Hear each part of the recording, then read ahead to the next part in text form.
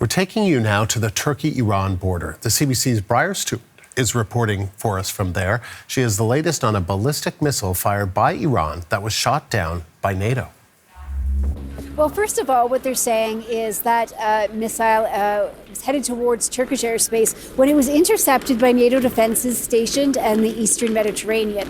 But in terms of those images that we are seeing and what government officials are saying is that part of the interceptor missile crashed down into an area in the province of Hatay. Now, that is in Turkey's to the south. It's actually an area that's just north of Syria.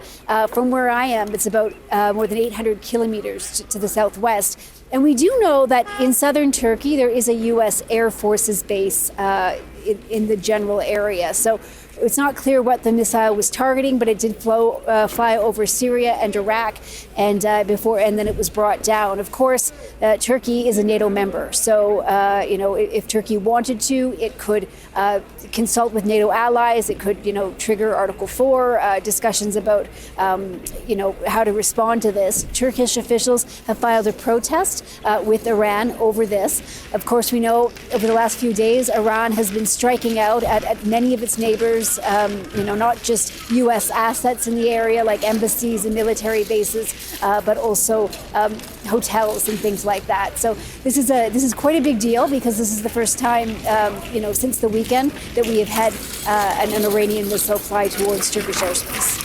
So the people that you're seeing kind of pass behind me now, these are people headed into Iran. So we've seen a lot of people today head into Iran, including, I should mention, the national Iranian basketball team that got dropped off in a big coach bus. I'm going to just step over here to the side. And the other side of this corridor, you can see a few people coming out. These are people arriving in Turkey, so coming out of Iran.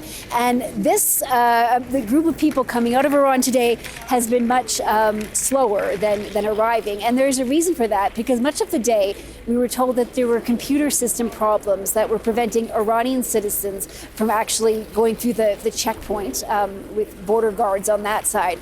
And what people were telling us is that foreign nationals, particularly Turkish citizens, who there are many of them, they were actually having border guards fill out their paperwork by hand. Now, in terms of the picture with Canadians, Global Affairs Canada says that nearly 3,000 Canadians are registered as being in Iran, but that's likely just a fraction of the amount of Canadians or permanent residents that are in Iran, because we know that not everybody registers, and also it's very difficult for people in Iran right now to reach out to others, given the widespread internet outages. There is a consular team from Ottawa, a small team, 4 people on the ground here, that has been deployed to try to assess the situation. I spoke with one of the team members a little earlier about their role here. Take a listen.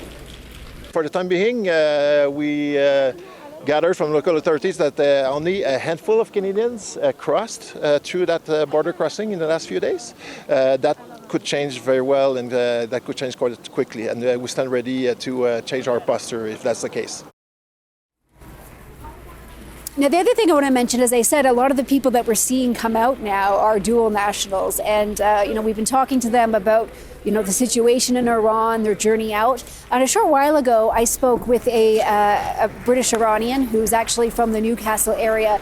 And he'd been staying in Tehran for the past year with his father. I talked to him a little bit about what the situation was like and his journey here to the border crossing. Here's some of my interview.